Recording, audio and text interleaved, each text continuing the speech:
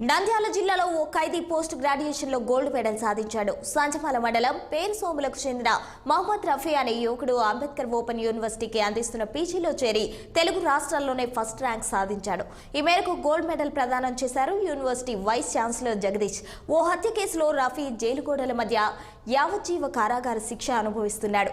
Court అనుమతితో 4 రోజులు bail పూర్తి చేసుకుని కడప సెంట్రల్ జైలుకు వెళ్లాడు. మహమ్మద్ రఫీ సాధించిన గోల్డ్ మెడల్ ను తల్లిదండ్రులకు అంకితం చేశాడు. మాది నంద్యాల జిల్లా బనగానపల్లి నియోజకవర్గం సంధ్యాల మండలం పేరుసోమ గ్రామం.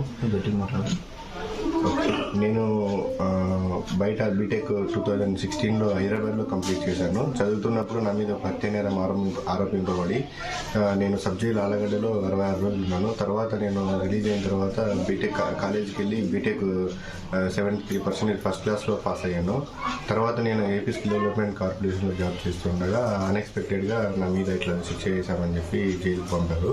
సో జైల్లో ఉన్న తర్వాత కూడా నేను ఎటువంటి సంకల్పాన్ని కోల్పోకుండా మా జైలు అధికారుల సపోర్టుతో నేను పీజీ అంబేద్కర్ యూనివర్సిటీ నుంచి ఎంఏ పీజీ సోషియాలజీలో జాయిన్ అయ్యాను. సో అక్కడ అధికారుల సహాయంతో నాకు బుక్కులు కావచ్చు, చదువుకోవడానికి ప్రతి ఒక్కరు హెల్ప్ చేశారు జైలు అధికారులు అందరూ. నేను కేంద్ర కారాగారం కడపలో ఉంటున్నాను.